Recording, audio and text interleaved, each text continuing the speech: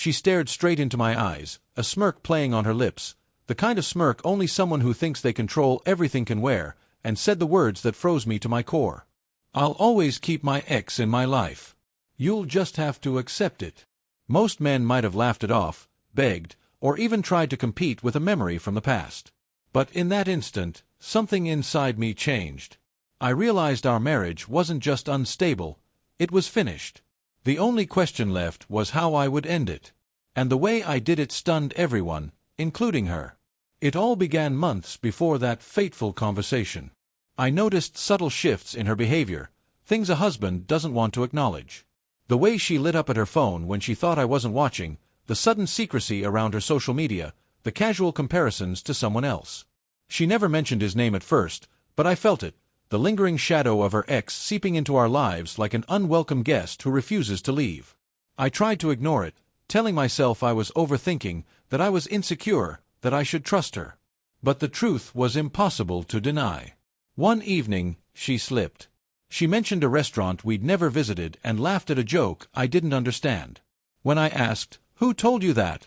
she froze, then waved it off with a smile. "Oh, just a friend." I knew that friend wasn't just a friend, it was him. When I finally confronted her, I expected denial, maybe tears, maybe promises. Instead, she shrugged, looked at me like I was overreacting, and said, "I'll always keep my ex in my life. He's important to me. If you can't handle that, maybe the problem is you." Her words cut deeper than anything I had ever felt. It wasn't only betrayal, it was disrespect. She was telling me I would never measure up. I didn't shout. I didn't argue. I didn't even let her see how much it hurt me. I just nodded, stood, and walked away, because in that moment, I realized something crucial. The strongest revenge isn't always anger, it can be silence.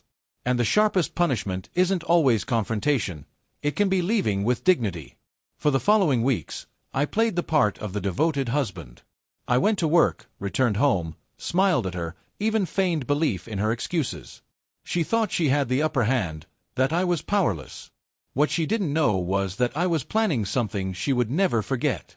Her family meant everything to her. She lived for their approval, their praise, for being the perfect daughter, the perfect wife, the perfect image. So I decided, if she wanted to betray our marriage, she would feel the consequences of losing that flawless facade she had cultivated. The chance came during a family gathering, a lavish dinner with cousins, aunts, uncles, and grandparents. That night, she was radiant, laughing, chatting, showing me off as if nothing was wrong. To the world, we seemed perfect. But I was counting down to the moment I would shatter that illusion. Dinner progressed with laughter and stories. Then, when everyone was settled, I stood. No one noticed at first, assuming a toast. But when they saw my expression, silence fell. I faced her directly, my voice calm, firm, audible to every person at the table. "I want to thank you all for being here tonight. I know you care about us, which is why you deserve the truth. This marriage is over. Tonight, I am announcing our divorce." The room froze. Forks hovered midair. Glasses paused halfway to lips. Her smile disappeared, replaced by disbelief, shock, and rage. "What are you saying?" she demanded, voice trembling. I didn't flinch. "I'm saying my wife has admitted she will always keep her ex in her life. She values him more than the vows we took.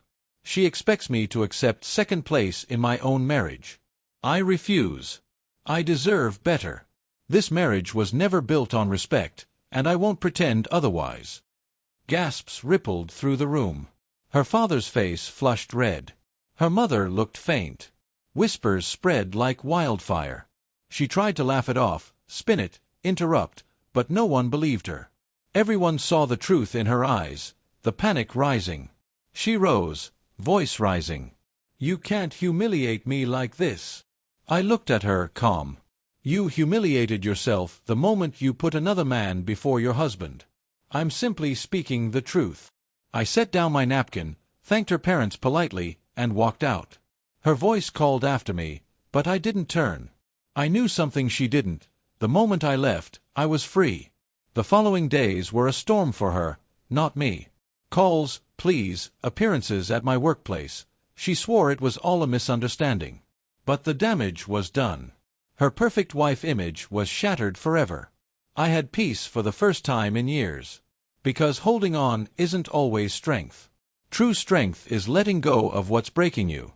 That night, in front of everyone, I chose myself, my dignity, my freedom.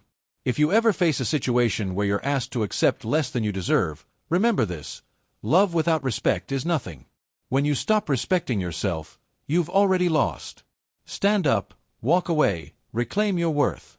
Sometimes, the most powerful move is the one they never see coming.